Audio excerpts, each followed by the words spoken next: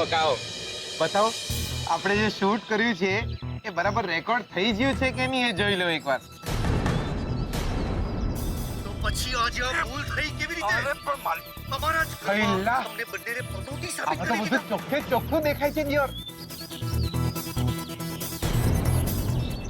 આપણે નક્કી કર્યું હતું બધું ચોખ્ખું કે દેખાય. જીગર અને સ્વીટુને આપણે આ ઘરમાંથી બહાર કાઢવાના છે. ખરાબ લાગુ એ આમના હાથનો. એટલા માટે તો તમને નકલી બાબા તરીકે ઘરે લાવ્યા હતા. સંભળાઈ બી છે. ભૂલ થઈ ગઈ, ભૂલ થઈ ગઈ. ક્લિયર સ્વીટુના સંભળાય. હાથમાં કાળો લીસોટો કરવાનો હતો ત્યારે તો તમારાથી કોઈ ભૂલ નથી થઈ. જોરદાર લાયા લાયા. બાકી તમે તો રંજીત કુમાર. આ શું કર્યું? એટલે પોતાના જ મોઢે પોતાના જ કારસ્તાનની કબૂલાત કરી નાખી. આ કેસ બહુ લાંબો ચાલશે નહીં દિયોર. લોચા પડી જ જાત તમારી લાઈફમાં તો દિયોર. હવે તો એને વર્દી મળશે ને જેલમાં ભજીયા અને ગાંઠિયા બનાવતા હશો. રોકડા પૈસા બી મળશે.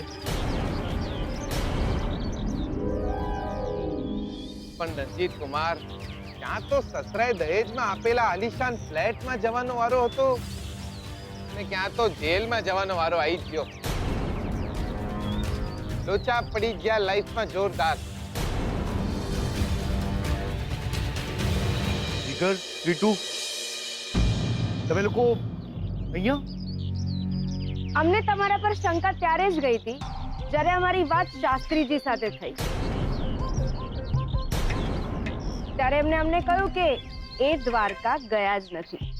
શાસ્ત્રીજી થોડા દિવસ માટે દ્વારકા ગયેલા છે. એનો મતલબ એમ થયો કે તમે એમને ફોન કર્યો જ નહોતો. કવરેજનો પણ પ્રોબ્લેમ છે એટલે વાત પણ બરાબર થઈ શકતી નથી. જો શાસ્ત્રીજી ઘરે આવી જાત તો તમે આવા નકલી બાબાને ઘરે ના લાવી શકત ને. અને તમે આ સલસ મજાના બાબાને લઈને ગલમાં આવી ગયા. બાબા સાચું કહું એટલે શરૂઆતમાં તો મારી બી ફાટી જઈ હતી દિયોર. હે ને? કે એક દાડો તમે અમને રસ્તામાં ભટકાઈ ગયા એટલે પાનના ગલ્લે ઉભા રહીને મસાલો ખાતા હતા. એટલા દિયોર મેં એમને પકડ્યાને બરાબર ને ખંચેરી નાખ્યા. તો એમને અમને બધી જ એમની હકીકત જણાવી દીધી અને અમે પણ અમારી સાચી વાત એમને કહી. ત્યારે એમને અમને સાથ આપવાનું નક્કી કર્યું. તમે જે ખોટા નાટક કરીને મને અપશુકનિયાળ સાબિત કરી રહ્યા હતા ને, તો અમે એવું જ કર્યું. અમે તમને પણ ખોટા નાટક કરીને અમે તમને થપ્પો કરી નાખ્યો દિયોર.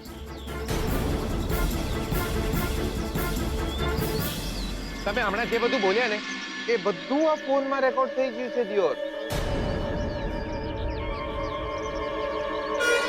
તમે અમારી ફિલ્મ ઉતારવાના હતા ને, અમે તમારી ઉતારી નાખી ફિલ્મ.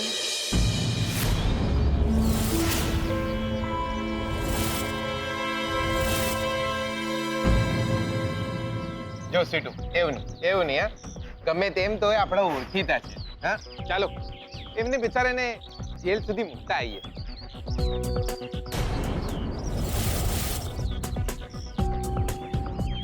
હોના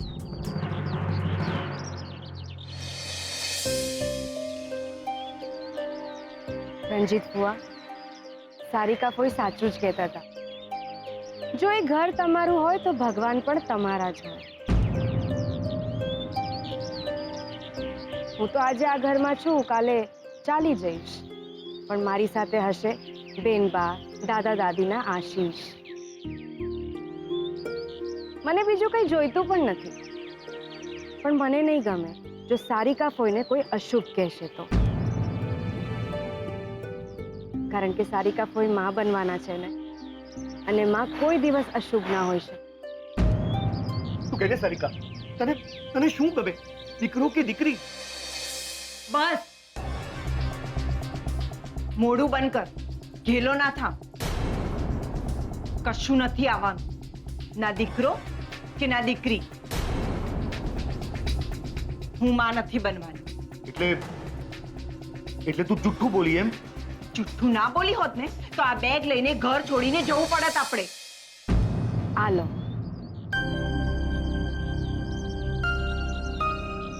ભૂસી નાખો. તમારા વિરુદ્ધ જેટલા પુરાવા છે એ બધા ભૂસી નાખો.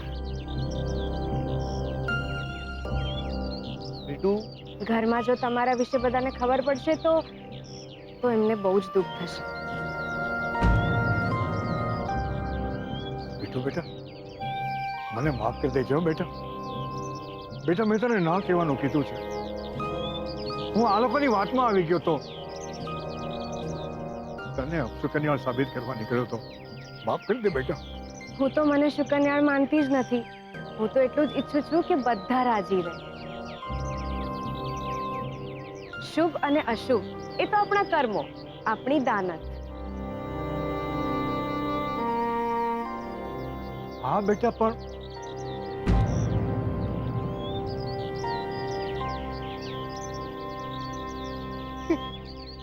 ખુલી ગઈ. મારી ડોક ખુલી ગઈ. 12 વર્ષથી જામ થઈ ગઈ હતી. ખુલી ગઈ મારી ડોક. બાબા, એને ખુલી જઈ ના કહેવાય, છૂટી થઈ જઈ એમ કહેવાય. હા, તેમ રાખો, છૂટી થઈ ગઈ.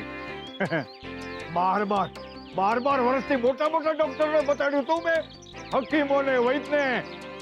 મારા સાસુને હોત બતાવ્યું તું. ઈયર કઈ ના કરીએ કે બોલો. આજે આને લીધે મારી ડોક છૂટી પડી ગઈ. બેટા, તું ખરેખર શું કરી છો? આજે મારે ઝાટકા નહીં મારવા પડે. નહીં મારવા પડે ઝાટકા. રણજીતભાઈ, તમે આ છોકરીને અશુભ સાબિત કરવા માંગતા હતા. આ છોકરી જુઓ, આણે તો તમને માફ કરી દીધા.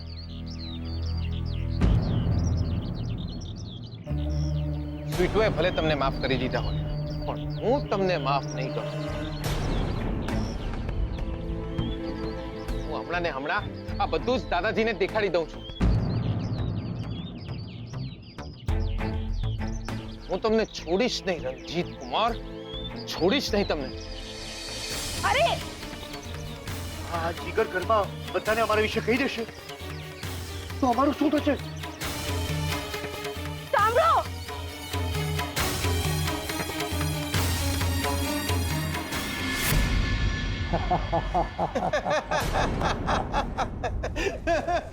જોરદાર હતું કે નહીં? જો ભાઈ જીગર, હું તો આ બધી અંધશ્રદ્ધાઓમાં માનતો જ નથી.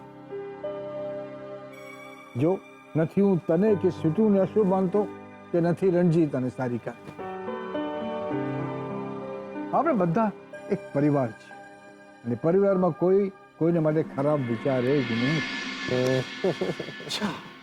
તો આ બાબા નકલી નીકળે. ઓવર અરે સાવ ઢોંગી બાબા, પાખંડી બાબા. એટલે મેં એને રસ્તામાં જોયો, પાનના ગલા પર ઊભો મસાલો ખાઈ રહ્યો હતો. એટલે મેં એમને બૂમ પાડી. એટલે જેવો મારો અવાજ સાંભળ્યો, એટલે બાબા જે ભાગ્યા છે દિયોર, ભાગી જ ગયા. સાવ ઢોંગી બાબા હતા. આપણા ઘરમાં જે પણ બધું બની રહ્યું હતું ને, એ બધું એ બાબા જ કરતા હતા. હા, એની હાથ ચાલાકી હતી દિયોર. પેલું કહેવાય ને જાદુ, એમનું જાદુ હતું.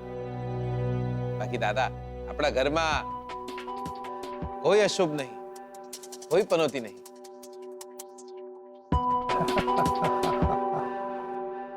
ઓહો રણજીત કુમાર, સાંભળ્યું આ જીગરે શું કહ્યું તે? પેલા બાબા તો નકલી હતા. આ બધા બાબાઓથી દૂર રહેજો. જુઓ, તમને કોઈ અશુભ માનતું નથી.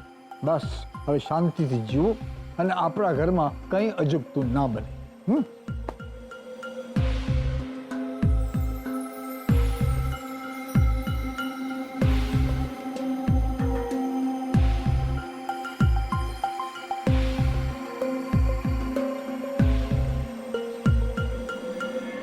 જીગર, તે યાર, ગુસ્સો તો બહુ આવ્યો તો તમારા પર.